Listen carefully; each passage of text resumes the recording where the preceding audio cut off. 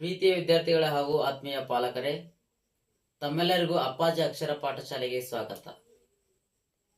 ನಾನಿವತ್ತು ನಿಮ್ಮೊಂದಿಗಿದ್ದೇನೆ. SLC ಮುಗಿಸಿ ನಂತರ ಮುಂದೇನೂ ಮಾಡ್ಬೇಕನ್ನುವ ಯೋಚನೆಯಲ್ಲಿ ತೊಡಗಿರ್ತಕ್ಕಂಥ ವಿದ್ಯಾರ್ಥಿಗಳಿಗಾಗಿ ಉಪಯುಕ್ತವಾಗುವಂತ ವಿಡಿಯೋದೊಂದಿಗೆ. ನಾವಿವತ್ತು SLC ನಂತರ ಮುಂದೇನು ಅಂತಕ್ಕಂಥ ಟಾಪಿಕ್ ಅನ್ನ ಕಲಿಯೋಣ.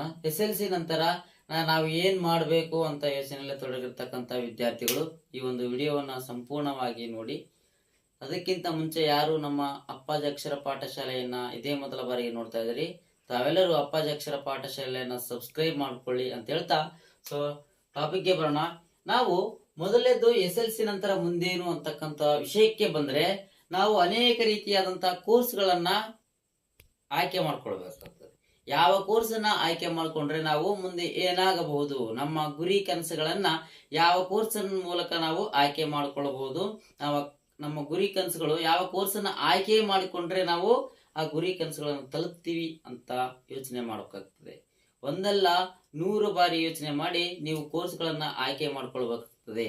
ಯಾಕಂದ್ರೆ ನಿಮ್ಮ ಗುರಿ ಕನಸುಗಳಿಗೆ ಯಾವ್ದು ಸರಿಯಾದ ದಾರಿ ಅಂತಕ್ಕಂತ ಹೇಳ್ತಕ್ಕಂಥದ್ದೇ 10ನೇ ತರಗತಿ ನಂತರ ಬರ್ತಕ್ಕಂತ ಒಂದು ಶಿಕ್ಷಣದ ಹಂತ ಆಗಿರುತ್ತದೆ. ಇಲ್ಲಿ ನಮ್ಗೆ SLC ನಂತರ PUC, diploma courses, polytechnic courses, paramedical courses, ಹಾಗೇನೆ ITI ಕೋರ್ಸಸ್ಗಳು, ಇತ್ಯಾದಿ ಕೋರ್ಸ್ಗಳು ನಮ್ಮ ಮುಂದೆ ಇದಾವೆ. ಇಲ್ಲಿ ಯಾವ ಕೋರ್ಸ್ ಅನ್ನ ನಾವು ಆಯ್ಕೆ ಮಾಡಿಕೊಂಡ್ರೆ ಯಾವ ಯಾವ ಯಾವ ವಿಷಯಗಳು ಬರ್ತವೆ, ಯಾವ ಕೋರ್ಸ್ ಅನ್ನ ಆಯ್ಕೆ ಮಾಡಿಕೊಂಡ್ರೆ ನಾವು ಮುಂದಿನ ಒಂದು ವಿದ್ಯಾಭ್ಯಾಸದಲ್ಲಿ ನಾವು ನಮ್ಮ ಗುರಿ ಕನಸನ್ನ ತಲುಪಬಹುದು ಅಂತ ಒಂದೊಂದಾಗಿ ನೋಡ್ತಾ ಬರೋಣ. ಮೊದಲನೇದಾಗಿ PUC ಅಂತ ನಾವು ಆಯ್ಕೆ ಮಾಡಿಕೊಂಡರೆ, SLC ನಂತರ PUC ಅನ್ನ ನಾವು ಆಯ್ಕೆ ಮಾಡಿಕೊಂಡಿದ್ದೇ ಆದ್ರೆ ಅದರಲ್ಲಿ ನಮ್ಗೆ 3 ವಿಭಾಗಗಳು ಬರ್ತವೆ. ಒಂದು ಆರ್ಟ್ಸ್, ಇನ್ನೊಂದು ಕಾಮರ್ಸ್, ಇನ್ನೊಂದು ಸೈನ್ಸ್ ಅಂತೇಳಿ. ಕಲಾ, ವಾಣಿಜ್ಯ ಮತ್ತು ವಿಜ್ಞಾನ ಅಂತೇಳಿ ನಮ್ಗೆ 3 ವಿಭಾಗಗಳು ಬರ್ತವೆ. PUC ಅನ್ನ ನಾವು ಆಯ್ಕೆ ಮಾಡಿಕೊಂಡ್ರೆ ಪ್ರೀ ಯೂನಿವರ್ಸಿಟಿ ಕೋರ್ಸ್ ಅಂತ. ಆರ್ಟ್ಸ್ ಅನ್ನ ನಾವು ಆಯ್ಕೆ ಮಾಡಿಕೊಂಡಿದ್ದಾದ್ರೆ ಆರ್ಟ್ಸ್ ಅಲ್ಲಿ ನಮಗೆ sociology, political science, history, economics, Kannada, ಹಾಗೇನೆ ಇಂಗ್ಲಿಷ್ ಅಥವಾ ಹಿಂದಿ ಭಾಷೆಯನ್ನು ನಾವು ಆಯ್ಕೆ ಮಾಡಿಕೊಳ್ಳಬಹುದು.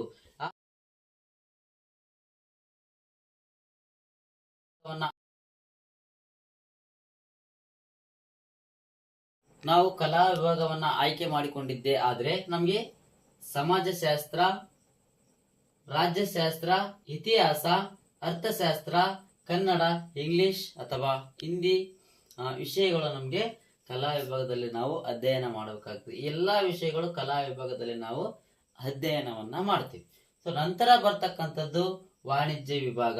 ವಾಣಿಜ್ಯ ವಿಭಾಗಕ್ಕೆ ಬಂದ್ರೆ ನಾವು ಯಾವ ವಿಷಯಗಳನ್ನ, ವಾಣಿಜ್ಯ ವಿಭಾಗದ ಬಗ್ಗೆ ತಿಳಿದುಕೊಳ್ಳುವ ಮುಂಚೆ ನಾವು ಕಲಾ ವಿಭಾಗವನ್ನು ಆಯ್ಕೆ ಮಾಡಿಕೊಂಡು, ಅಂದ್ರೆ ಆರ್ಟ್ಸ್ ವಿಭಾಗವನ್ನ ಆಯ್ಕೆ ಮಾಡಿಕೊಂಡ ನಂತರ ನಾವೇನ್ ಮಾಡಬಹುದು, PUC ನಂತರ ಡಿಗ್ರಿ ಕೋರ್ಸಸ್ ಗಳಿರ್ತವೆ.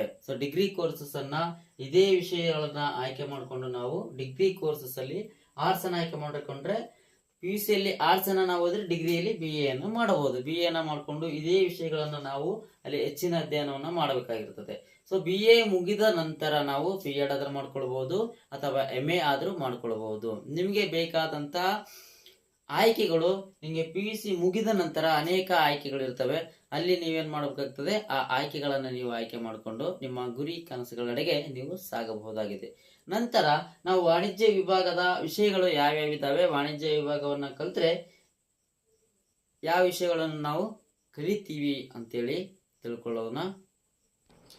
ವಾಣಿಜ್ಯ ವಿಭಾಗಕ್ಕೆ ಬಂದ್ರೆ ನಮ್ಗೆ ಇತಿಹಾಸ ಅಂದ್ರೆ ಹಿಸ್ಟ್ರಿ, ಎಕನಾಮಿಕ್ಸ್, ಕನ್ನಡ, ಇಂಗ್ಲಿಷ್ ಅಥವಾ ಹಿಂದಿ ಭಾಷೆಗಳೊಂದಿಗೆ ನಮ್ಗೆ ಅಕೌಂಟೆನ್ಸಿ ಮತ್ತು ಬಿಸ್ನೆಸ್ ಸ್ಟಡಿ ಅಂತೇಳಿ ಇಲ್ಲಿ 2 ಸಬ್ಜೆಕ್ಟ್ಗಳು ಬೇರೆ ಬರ್ತವೆ. ಇಲ್ಲಿ ಅಂತಂದ್ರೆ ನಮ್ಗೆ ಕಾಮರ್ಸ್ ಮಾಡಿದ್ರೆ, ಅಂದ್ರೆ ವಾಣಿಜ್ಯ ವಿಭಾಗವನ್ನು ನಾವು ಆಯ್ಕೆ ಮಾಡಿಕೊಂಡಿದ್ದೇ ಆದ್ರೆ ಕಲಾ ವಿಭಾಗಕ್ಕಿಂತ ನಮ್ಗೆ 2 ಬೇರೆ ವಿಧವಾದಂತಹ ವಿಷಯಗಳನ್ನು ನಮ್ಗೆ ಇಲ್ಲಿ ಅಧ್ಯಯನವನ್ನು ನಾವು ಮಾಡಬಹುದು. ಅಕೌಂಟೆನ್ಸಿ ಮತ್ತು ಬಿಸ್ನೆಸ್ ಸ್ಟಡಿ ಅಂತಕ್ಕಂತ 2 ವಿಷಯಗಳನ್ನು ನಾವು ವಾಣಿಜ್ಯ ವಿಭಾಗದಲ್ಲಿ ನಾವು ಅಧ್ಯಯನವನ್ನ ಮಾಡಬಹುದು. ವಾಣಿಜ್ಯ ವಿಭಾಗ ಮುಗಿದ ನಂತರ ನಾವು ಡಿಗ್ರಿಯಲ್ಲಿ ನಾವು ಬಿಕಮ್ ಅಂತೇಳಿ ಕೋರ್ಸ್ ಅನ್ನ ಮಾಡ್ತೀವಿ.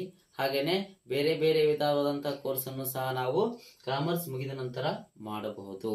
ಅದಾದ ನಂತರ ನಾವು ಇತರೆ ವಾಣಿಜ್ಯ ವಿಭಾಗ ಅಂದ್ರೆ ಬಿಸ್ನೆಸ್ ನಲ್ಲಿ ಯಾರು ಜಾಸ್ತಿ ಅತಿ ಹೆಚ್ಚು ಆಸಕ್ತಿಯನ್ನು ಹೊಂದಿರ್ತಾರೋ ಅವರು ಕಾಮರ್ಸ್ ಮಾಡುವುದು ಅತಿ ಉತ್ತಮ. ಯಾಕಂದ್ರೆ ನಾವು ಬಿಸ್ನೆಸ್ ಹಾಗೂ ಅಕೌಂಟೆನ್ಸಿ ಅಂತ ಈ ಒಂದು ವಾಣಿಜ್ಯ ವಿಭಾಗದಲ್ಲಿ ಓದಿಕೊಂಡ್ರೆ ನಮಗೆ ಮುಂದಿನ ಹಂತದಲ್ಲಿ ಬಿಸ್ನೆಸ್ ಅನ್ನ ಹೆಂಗ್ ಮಾಡಬೇಕು, ಅಕೌಂಟ್ ಅನ್ನ ಯಾವ ರೀತಿ ಮ್ಯಾನೇಜ್ ಮಾಡ್ಬೇಕು ಅಂತಕ್ಕಂತ ಒಂದು ವಿವೇಚನೆ, ಅದಕ್ಕೆ ಇಂಟೆಲಿಜೆನ್ಸಿ ನಮ್ಮ ಹತ್ರ ಬರ್ತದೆ. ಹಾಗೇನೆ ಇಲ್ಲಿ ಯಾವ ಕೋರ್ಸ್ ಅನ್ನ ಮಾಡಿದ್ರೆ ಏನಾಗಬಹುದು, ಯಾವ ಕೋರ್ಸ್ ಅನ್ನ ಓದಿದ್ರೆ ನಾವು ಯಾವ ಅಧಿಕಾರಿ ಆಗ್ಬಹುದು, ಯಾವ ಹುದ್ದೆಯನ್ನು ಪಡಿಬಹುದು ಅಂತಕ್ಕಂಥದ್ದನ್ನ ಮುಂದಿನ ಒಂದು ವಿಡಿಯೋದಲ್ಲಿ ನೋಡೋಣ. ಸೊ ನೆಕ್ಸ್ಟ್ ಇವಾಗ ವಿಜ್ಞಾನ ವಿಭಾಗ ಅಂದ್ರೆ ಸೈನ್ಸ್ ವಿಜ್ಞಾನ ವಿಭಾಗಕ್ಕೆ ನಾವು ಯಾವ್ಯಾವ ವಿಷಯಗಳನ್ನ ಕಲಿತೀವಿ ಅಂತ ಅನ್ನೋದನ್ನ ನೋಡೋದಾದ್ರೆ, ಸೊ ನಾವು ಮುಖ್ಯವಾಗಿ ವಿಜ್ಞಾನ ವಿಭಾಗಕ್ಕೆ ಬಂದ್ರೆ ನಮ್ಗೆ ಇಲ್ಲಿ ಕೂಡ 4 ರಿಂದ 6 ಸಬ್ಜೆಕ್ಟ್ಗಳು ಇರ್ತವೆ.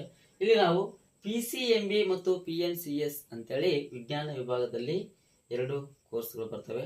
ಸೊ ಇದರಲ್ಲಿ ಕನ್ನಡ ಮತ್ತು ಇಂಗ್ಲಿಷ್ ಸಾಮಾನ್ಯವಾದಂತಹ ವಿಷಯವಾಗಿದ್ರೆ, so physics, chemistry, maths, biology ಅಂತೇಳಿ physics, chemistry, maths, biology PCMB ಅಂತೇಳಿ ಕರಿತೀವಿ. ಫಿಸಿಕ್ಸ್ ಅಂದ್ರೆ ಭೌತಶಾಸ್ತ್ರ, ಕೆಮಿಸ್ಟ್ರಿ ಅಂದ್ರೆ ರಸಾಯನಶಾಸ್ತ್ರ, ಮ್ಯಾಥಮೆಟಿಕ್ಸ್ ಅಂದ್ರೆ ಗಣಿತ, ಹಾಗೇನೆ ಬಯಾಲಜಿ ಅಂದ್ರೆ ನಾವು ಜೀವಶಾಸ್ತ್ರ ಅಂತೇಳಿ ಓದ್ತೀವಿ. ಹಾಗೇನೆ PNCS ಅಂತೇಳಿ ಬರ್ತದೆ, ಫಿಸಿಕ್ಸ್, ಮ್ಯಾಥ್ಸ್ ಮತ್ತು ಕಂಪ್ಯೂಟರ್ ಸೈನ್ಸ್ ಅನ್ನ ನಾವು ವಿಜ್ಞಾನ ವಿಭಾಗದಲ್ಲಿ ಕಲಿಬಹುದು.